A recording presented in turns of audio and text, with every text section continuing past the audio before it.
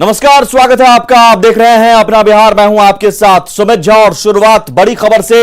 पटना के नौबतपुर में दो युवकों के हथियार लहराने का वीडियो वायरल हो रहा है और तस्वीरें भी हम आपको दिखाने जा रहे हैं। इन तस्वीरों में युवक हथियार के साथ दिख रहे हैं और जिन युवकों की तस्वीर है उनका नाम गोलू और गोपाल बताया जा रहा है। सोशल मीडिया पर ये तस्वीरें वायरल हैं, इसके बावजूद पुलिस ने कार्रवाई नहीं की है। नौबतपुर इलाके में हाल के दिनों में अपराध की कई वारदातें हुई हैं, इसके बावजूद हथियार लहराने की तस्वीरें वायरल होने पर भी पुलिस कार्रवाई नहीं कर रही है।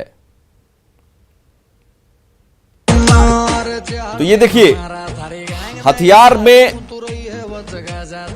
शायद वो कारतूस भरते हुए, मैगजीन डालते हुए, सब कुछ लाइव दिखाते हुए, और जैसे लग रहा है उन्हें कोई खौफ नहीं है, पुलिस का कोई कानून का खौफ नहीं है। मैगजीन डाल रहे हैं, अनलोड कर रहे हैं पिस्टल और हथियार का प्रदर्शन ऐसे कर रहे हैं जैसे मानो उन्हें पुलिस का कोई खौफ नहीं। और खौफ इसलिए भी नहीं क्योंकि अब तक पुलिस ने कोई कार्रवाई नहीं की है। ये तस्वीरें लगातार वायरल हो रही हैं, अलग अलग पोज में हथियार के साथ ये युवक दिख रहे हैं। युवकों के नाम गोलू और गोपाल बताए जा रहे हैं। पहचान तक हो गई है लेकिन अब तक पुलिस ने कार्रवाई नहीं की है। नौबतपुर के ही दोनों युवक रहने वाले हैं। वीडियो वायरल होने के बाद भी पुलिस ने कार्रवाई नहीं की है।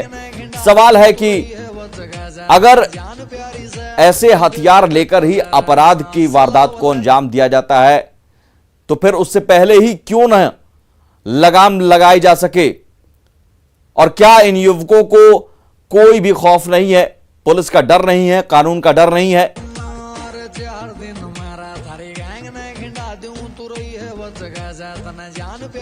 अमरजीत हमारे साथ जुड़े हुए हैं फोन लाइन पर, हमारे संवाददाता। अमरजीत, क्या पुलिस को यह वीडियो नजर नहीं आ रहा है या फिर पुलिस सब कुछ देखकर भी अनदेखा बनी हुई है? ये देखिए, ये वीडियो नौबतपुर इलाके में तो वायरल है ही, पूरे पटना इलाके में ये वायरल है। इस वजह से ये कहा जा सकता है कि ये वीडियो पुलिस के पास भी पहुंची है, लेकिन अभी तक ये गिरफ्तारी नहीं हुई है। क्योंकि जो है, जिस तरह से युवक ये हथियार लहरा रहे हैं, तो वैसे हालात में तो यही लगते हैं कि ये जो हथियार है, इनके पास एक नहीं कई एक हथियार हैं। क्योंकि किसी ने 2 हथियार रखा है, किसी ने 1 रखा है और लोड कर रहा है और सोशल मीडिया पे वायरल किया जा रहा है। और ये बताया जा रहा है कि ये बड़ी टंगरेला के रहने वाले हैं और इनकी पहचान भी हो चुकी है गोलू गोपाल की। और ये एक नवरत्न गैंग ये लोग बनाए हुए हैं, जिसमें 9 युवक हैं और 9 युवक जो है निकलते हैं, अपना जो है वर्चस्व के लिए जो है इलाके में घूमते हैं और अपना दहशत और वर्चस्व फैलाते हैं। लेकिन पुलिस अभी तक इन लोगों पे कोई कार्रवाई नहीं कर पाई है और यही वजह है कि ये लोग अभी भी खुलेआम सोशल मीडिया पे अपना वीडियो वायरल कर रहे हैं। जी, पुलिस से बात हुई है आपकी किसी पुलिस अधिकारी से? वो क्या कह रहे हैं? जी देखिए, अभी तक इस मामले में पुलिस अधिकारी से बात नहीं हुई है, लेकिन जिस तरह से जो है वायरल हो रहा है, स्थानीय जो समाज सेवी हैं उन लोगों से हमारी बात हुई है। उन्होंने ही बताया कि जो है ये 9 लोग हैं, नवरत्न के नाम से जाने जाते हैं, बड़ी टंगरेला के रहने वाले हैं युवक, और 9 के संख्या में ये लोग बाइक से घूमते हैं और हथियार रखते हैं और काफी दहशत फैलाने की भी जो है कई एक जगह कोशिश भी इन्होंने किया है, लेकिन अभी तक पुलिस की तरफ से कोई कार्रवाई नहीं हुई है। जी, वहीं इस इलाके में लगातार आपराधिक वारदातें भी बढ़ी हैं और क्या उन वारदातों के पीछे ये नवरत्न जो आप कह रहे हैं, क्या इन युवकों का भी हाथ बताया जा रहा है? ये देखिए, अभी तक जिस तरह से चलिए, बहुत शुक्रिया अमरजीत इस जानकारी के लिए। तो पुलिस अब तक खामोश बैठी है और देखिए तस्वीरें लगातार वायरल हो रही हैं और ये युवक सिर्फ 2 हैं दिख रहे हैं, लेकिन ये बताया जा रहा है कि नवरत्न के नाम से 9 लोग हैं, 9 युवक हैं और बाइकर्स गैंग भी आप कह सकते हैं, हथियार रखते हैं, दहशत फैलाने की कोशिश करते हैं, लेकिन पुलिस कुछ नहीं करती है। पार्सल धमाके की जांच के लिए दरभंगा पहुंची एफएसएल की टीम। सिकंदराबाद स्टेशन से बुक हुआ था पार्सल, फर्जी पता और फोन नंबर देकर बुकिंग हुई थी। ये बड़ी खबर। पार्सल धमाका दरभंगा स्टेशन पर कल हुआ था और अब इसकी जांच के लिए एफएसएल की टीम पहुंची है। सिकंदराबाद दरभंगा एक्सप्रेस ट्रेन से पार्सल पहुंचा था, इसलिए अब सिकंदराबाद स्टेशन पर भी जांच की जा रही है। सिकंदराबाद स्टेशन से यह पार्सल बुक हुआ था, फर्जी पता और फोन नंबर देकर बुकिंग हुई थी। दरभंगा के मोहम्मद सुफियान के नाम पर बुकिंग हुई थी। अब तक मोहम्मद सुफियान का पता नहीं लग पाया है।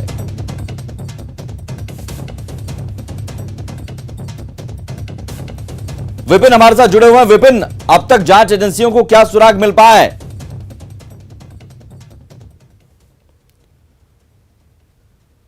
तो पार्सल धमाके की जांच के लिए दरभंगा में एफएसएल की टीम मौजूद है, लेकिन सबसे बड़ा सवाल यह पार्सल सिकंदराबाद से किसने भेजा और जो पता नाम दिया गया है वो भी गलत है, और क्या मकसद था इस पार्सल के जरिए? बम ब्लास्ट करवाना चाह रहे थे कहीं और? क्या आखिर उसमें केमिकल थे, बारूद थे? आखिर कौन सा बारूद इस्तेमाल किया गया था, कौन सा केमिकल इस्तेमाल किया गया था? ये सब कुछ अब सवाल है जिसका जवाब ढूंढने की कोशिश एफएसएल की टीम करेगी। सिकंदराबाद स्टेशन से पार्सल बुक हुआ था, फर्जी पता और फोन नंबर देकर बुकिंग हुई थी। दरभंगा स्टेशन पर कल रात पार्सल उतारने के दौरान धमाका हुआ था। सिकंदराबाद दरभंगा स्पेशल ट्रेन की पार्सल यान से पोर्टर ने जैसे ही पार्सल उतारकर प्लेटफॉर्म संख्या 1 पर लाकर जीआरपी थाना के सामने एक्सीलेटर के पास रखा, वैसे ही एक धमाका हुआ जिससे अफरा तफरी मच गई। पार्सल में कपड़े थे, जले कपड़ों के बीच से एक शीशी पुलिस ने बरामद की है। धमाका भले ही छोटा था, लेकिन इसकी गूंज से पूरा रेल महकमा परेशान हो गया। 15 जून को मोहम्मद सुफियान नाम के व्यक्ति ने दरभंगा के लिए पार्सल बुक कराया था, जिस पर सिर्फ नाम ही लिखा था। पार्सल पर कोई अता पता नहीं था। वहीं सिकंदराबाद से पार्सल भेजने वाले का भी कहीं कोई पता नहीं था। तेलंगाना पुलिस सिकंदराबाद स्टेशन पर सीसीटीवी फुटेज की जांच कर पार्सल भेजने वाले की पहचान की कोशिश में जुटी हुई है।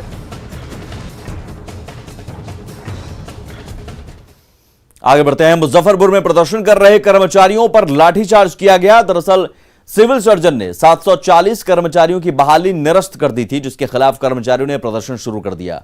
बहाली में घूसखोरी के आरोप लगे थे, जिसके बाद 740 कर्मचारियों की बहाली रद्द कर दी गई थी। प्रदर्शन कर रहे कर्मचारियों ने स्वास्थ्य विभाग पर गंभीर आरोप लगाए थे।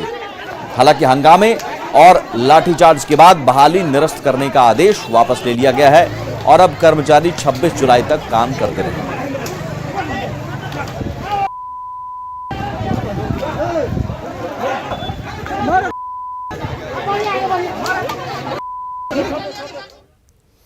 किशनगंज रेलवे स्टेशन के प्लेटफॉर्म नंबर 2 पर दुकान में आग लगने से अफरा तफरी मच गई। बताया जा रहा है कि दुकानदार जब दुकान बंद कर अपने घर नाश्ता करने गया, उसी दौरान आग लगी। काफी मशक्कत के बाद आग पर काबू पाया गया। आग कैसे लगी इसका अभी खुलासा नहीं हो पाया है। हादसा पता नहीं, हम तो 9 बजे दुकान कंचनजंगा पास दिए हैं, उसके बाद गए हैं खाना बनाने के लिए। खाना बना के खा के वहाँ सोए हुए थे, तब यहाँ से खबर गया, खबर की दुकान में आग लग गया। हाँ। चिराग पासवान का एक कथित ऑडियो वायरल हो रहा है। इस 1 मिनट से ज्यादा के ऑडियो क्लिप में चिराग पासवान एक संजीव नाम के शख्स से बात कर रहे हैं और उन्हें निर्देश दे रहे हैं। ऑडियो में चिराग की तरफ से कहा जा रहा है कि वो दिल्ली में पार्टी में मचे बवाल के बाद लीगली और टेक्निकली इश्यू को हैंडल कर रहे हैं। वहीं चिराग संजीव से कह रहे हैं कि तुम बिहार में सभी चीजों को देखो, प्रदर्शन से लेकर कार्यालय और कार्यकर्ताओं का ध्यान रखो। चिराग ने यह भी निर्देश दिए कि प्रदर्शन इसी तरीके से चलते रहना चाहिए। हालांकि इस वायरल ऑडियो की सत्यता की पुष्टि न्यूज 18 नहीं करता। क्या हाल चाल संजीव, कैसे हो? प्रणाम भैया। प्रणाम प्रणाम, सब ठीक ठाक? हाँ भैया, तबीयत कैसा है? बस ठीक है यार, ठीक है। इसी बीच में ऐसे लोग बवाल भी किए। ना टेंशन नहीं लेना है। नहीं बढ़िया, सब जो होता है चेक ले। हाँ, सब बहुत बढ़िया हो गया। ये सब कचरा उचरा सब साफ हो गया। साफ हो गया, सही बात है। बहुत बढ़िया हुआ। संजीव लगे रहना, जिस तरीके से अभी सब चल रहा है ना, प्रदर्शन वगैरह। ना इसमें भैया यहाँ की टेंशन आप छोड़िए, यहाँ के टेंशन छोड़िए, आप खाली सिंबल अपना लीजिए। समझे ना? हम यहाँ पे टेक्निकली लीगली सब हम हैंडल कर रहे हैं। बस वहाँ पे मतलब फ्रंट फुट पे ही रहना, पूरा कार्यालय वार्यालय सब बना के। और जब आना होगा ना भैया बिहार, तो 2 दिन बताएंगे। हाँ, 2 दिन कम से कम पहले उसके लिए प्रोग्राम रखे हैं। नहीं कि बिहार के जितना अम्बेडकर हॉस्टल है ना, हम लोग के सर्किल के जितना छात्र लोग है, सबको सूचना कर दिया जाए। एयरपोर्ट से कार्यालय तक मतलब खाली हुजूमे रहे। नहीं हम पहले ही हम उसका भी बताएंगे, है ना। बाकी बस रोज देखना कि इसी तरीके से प्रदर्शन वगैरह, भीड़ भाड़, ऑफिस में सब अपना करके रखना। किसी चीज की कुछ भी जरूरत होगी इसमें भी। चिराग पासवान के वायरल कथित ऑडियो पर एलजेपी के पूर्व महासचिव केशव सिंह ने कहा कि चिराग हमेशा अपराध तंत्र पर विश्वास करते हैं और इस ऑडियो से साबित भी होता है।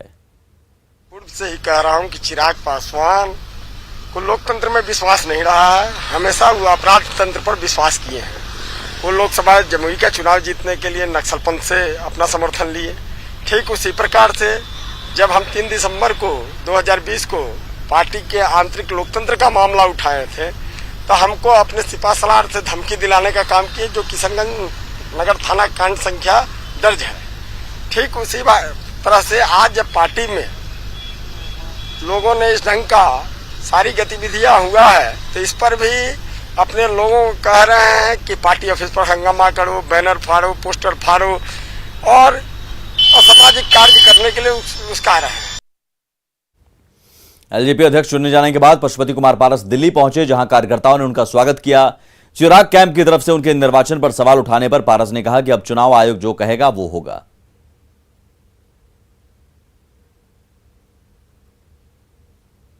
चिराग पासवान की तरफ से कहा जा रहा है, उनके कैंप की तरफ से, जो आपका निर्वाचन गलत है, अवैध है, असंवैधानिक है। चिराग पासवान जी कह रहे हैं कि निर्वाचन गलत है।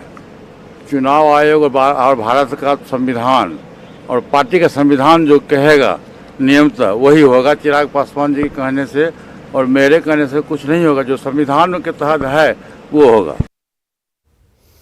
अपने लिए राष्ट्रीय सुरक्षा कानून बनाए जाने और कोरोना के इलाज के दौरान जान गंवाने वाले डॉक्टरों को शहीद का दर्जा देने की मांग को लेकर डॉक्टरों के सबसे बड़े एसोसिएशन आईएमए के आह्वान पर पटना में भी डॉक्टरों ने विरोध मार्च निकाला, जिसमें डॉक्टरों ने इलाज के दौरान मारपीट की घटना पर रोक लगाने और डॉक्टरों की सुरक्षा के लिए कानून बनाने की मांग की। साथ ही योग गुरु बाबा रामदेव द्वारा एलोपैथ पर की गई टिप्पणी पर भी नाराजगी जताई। प्रदर्शन के दौरान डॉक्टरों से बात की हमारे सहयोगी संजय कुमार ने। बिहार में आईएमए ने केंद्रीय सुरक्षा कानून बनाए जाने की मांग को लेकर आज प्रदर्शन किया और तस्वीरों में देखिए जो डॉक्टर है वो सड़कों पर उतरे हुए हैं और केंद्रीय सुरक्षा कानून डॉक्टरों के लिए चाहते हैं। क्यों चाहते हैं, क्या पर्पस है, हम बात कर लेते हैं। साजा है, राष्ट्रीय अध्यक्ष हैं। डॉक्टरों के लिए सुरक्षा की जरूरत क्यों आन पड़ी? देखिए, आज हम लोग इस तरह से एजिटेशन कर रहे हैं, नेशनल प्रोटेस्ट मना रहे हैं, इसके पीछे कारण सबसे रामदेव है। रामदेव ने कहा था कि डॉक्टर जो एलोपैथ स्टूपिड साइंस है। रामदेव ने कहा जो ऑक्सीजन थेरेपी है जिससे पेशेंट मर रहा है, ऑक्सीजन थेरेपी से पेशेंट मर रहा है, ऑक्सीजन थेरेपी से पेशेंट मर रहा है। उन्होंने कहा जो वैक्सीनेशन लिया उससे पेशेंट मर रहा है, ऐसा भी कहीं होता है। उन्होंने कहा कि स्टेरॉइड लेने से पेशेंट मर रहा है।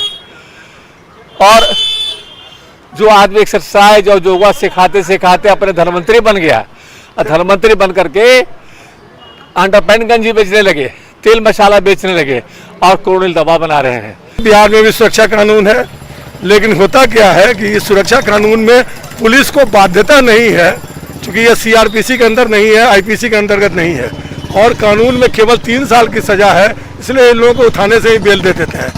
ज़्यादातर तो केस ही नहीं दाखिल करते हैं। हम लोग चाहते हैं कि एक ऐसा सुरक्षा कानून बनाए जिसमें पुलिस कानूनी रूप से बाध्य हो कि वो केस करना पड़े उसको और कल्प्रिट को 10 साल की सजा हो कि उसको बेल ना मिले।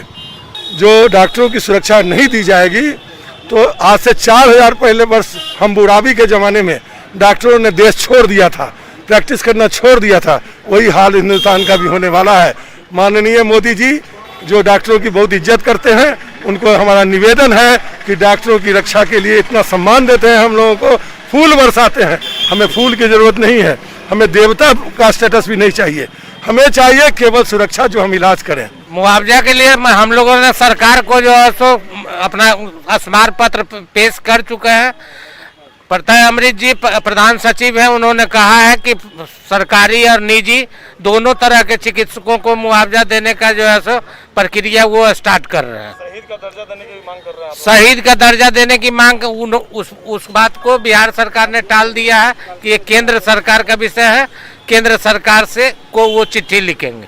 बिल्कुल, जो डॉक्टर हैं फ्रंट लाइनर हैं और आईएमए के आह्वान पर सभी डॉक्टर सड़कों पर उतरे हुए हैं और उनकी मांग है कि इनके लिए सख्त सुरक्षा कानून बनाया जाए और जो दिवंगत डॉक्टर हैं उन्हें हर हाल में शहीद का दर्जा दिया जाए।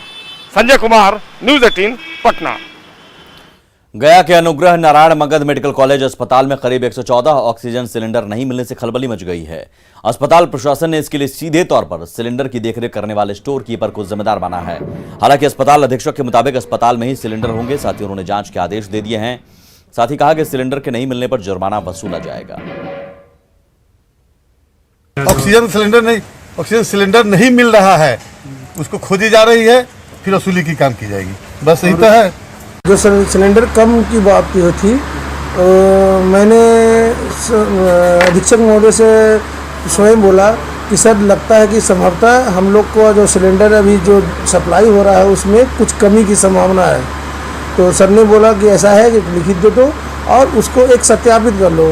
मैंने हर जगह जाके वार्ड में जो वार्ड अभी वर्तमान में खुली है सब वार्ड में जाकर और जब सिलेंडर की काउंटिंग की तो मुझे at a time 221 cylinder present में उपलब्ध मिला और 112 सिलेंडर अभी कम पाया गया। तो कम पाने के कारण मैंने तुरंत सुप्रिंटेंडेंट को एक लिखित शिकायत दी। खबर पूर्णिया से, जहां स्टाम्प की कालाबाजारी का मामला सामने आया है। अमौर निवासी मुकर्रम हुसैन ने स्टाम्प की कालाबाजारी का आरोप लगाया है। मुकर्रम का कहना है कि 100 रुपए के स्टाम्प के लिए 300 रुपए लिए जा रहे हैं और कोई शिकायत नहीं सुन रहा है।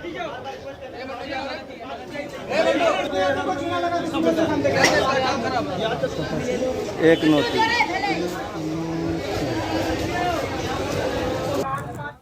सभी की जिम्मेदारी रजिस्ट्रार की होती है। इस हैसियत से हमने उनको कहने के लिए गया, लेकिन उनकी जो मंशा और उनका जो बोलने का अंदाज था, ये लग रहा था कि कहीं हमको मार करके वहां से धक्का मार करके या हमको मार धार करके वहां से न निकाले। नेपाल में हुई भारी बारिश ने अब उत्तर बिहार में तबाही मचाना शुरू कर दिया है। सिकराहा नदी का जलस्तर बढ़ने से पूरा चंपारण बाढ़ की चपेट में आ गया है। इसका सीधा असर लौरिया, चनपटिया, मझौलिया समेत कई प्रखंडों में देखने को मिल रहा है। बाढ़ का पानी लोगों के जीवन पर बुरा असर डाल रहा है। कई घरों में चूल्हे नहीं जल रहे हैं। लोग अपने घरों से पलायन करना शुरू कर दिया।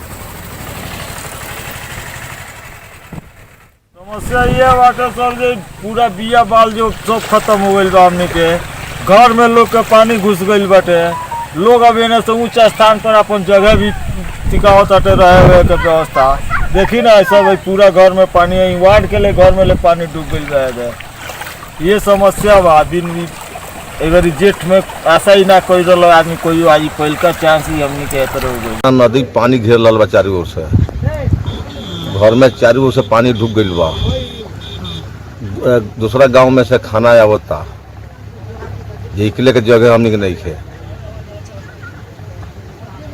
सरकार और प्रशासन के तरफ से कोई सरकार ए बरले कोनो खोजी कर ये नहीं क्या हुआ। बेतिया में सिकरहना नदी की तेज धार कई गांवों को जलमग्न कर चुकी है। लौरिया, मझौलिया, सिकटा और मैनाटांड प्रखंड के कई गांवों में पानी घुस गया है, जिससे जनजीवन अस्त व्यस्त हो गया है। लोग चूल्हा तक नहीं जला पा रहे हैं। ऊंचे और सुरक्षित स्थानों पर शरण लेने के लिए लोग पलायन को मजबूर हैं। लोगों का कहना है कि कोई उनकी मदद के लिए नहीं आ रहा है।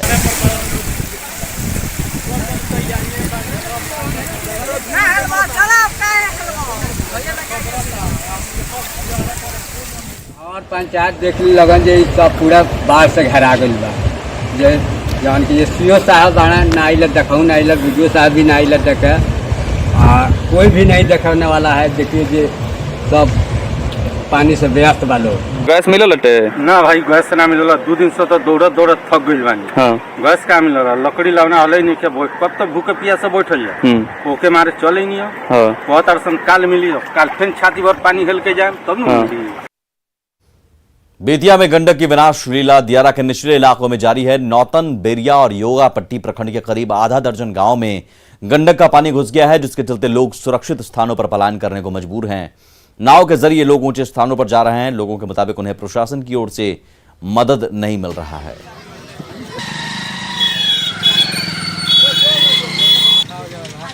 हालत खराब है, पूरा घर डूब गया है पानी से। लोग सब एकदम छानी पे है। लोग कोई का तो पेड़ पे है, कोई रात भर नाव चला है, मतलब हिलाने के लिए लोगों को। रात भर चला है। सामान लेके आ रहे हैं, आदमी लेकर आ रहे हैं। रात को आदमी हिलाए हैं सब। अच्छा। और इस टाइम सामान ले आ रहे हैं। माल भी अभी बहुत ज्यादा उधर मर रहा है। लोग कोई सूचना दिला बा ना, कोनो नाती नहीं खेलवाइल हमनी के देख, कोनो भतीजऊ नहीं खेलवाई। बाढ़ में पैसा मिलेला? कोनो ना दिला से मुखिया सरपंच हमनी के पैसा 10 रुपया। पूर्णिया के फोर्ड कंपनी चौक से गुलाबबाग 0 माइल तक 3 साल पहले 6 लेन रोड बनकर तैयार हुआ था। मानुषमारा धार पर सड़क पर पुलिया भी बना है, लेकिन पुलिया के अप्रोच पथ पर रेन कट के कारण दरार आ गई है, जिससे कभी भी पुलिया का अप्रोच पथ धंस सकता है। अगर इसे जल्द दुरुस्त नहीं किया तो हजारों लोगों का आवागमन बाधित हो सकता है। NH 31 पर बना ये 6 लेन पुल है और यहाँ पर देख सकते हैं कि ये रेन कट है। रेन कट के वजह से ये पुलिया धंसने के कगार पर है। हमारे साथ यहाँ स्थानीय नागरिक भी मौजूद हैं, इनसे बात करते हैं। क्या नाम हुआ आपका? मोहम्मद बिलाल खान। अच्छा, क्या है यहाँ की? सर वो मट्टी धीरे धीरे पूरा धंस रहा है और कुछ ज़्यादा धंस जाएगा तो पुल को वन रोड धंसने का वहाँ पे संभावना है।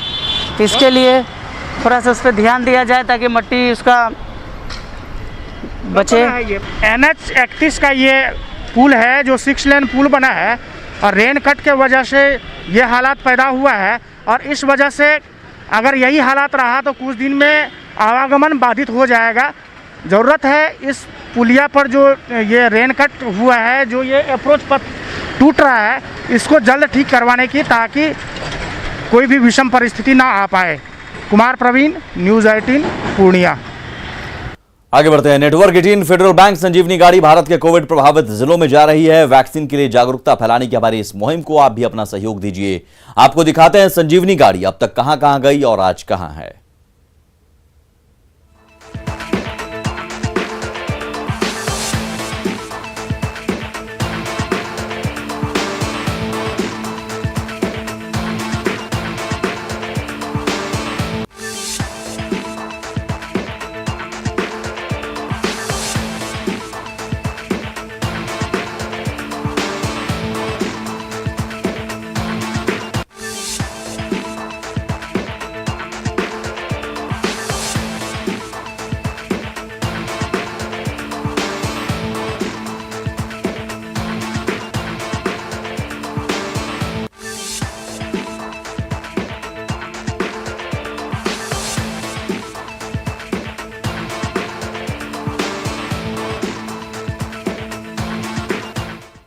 और इसी के साथ अपना बिहार में इतना ही। आगे देखिए जोहार झारखंड। नमस्कार।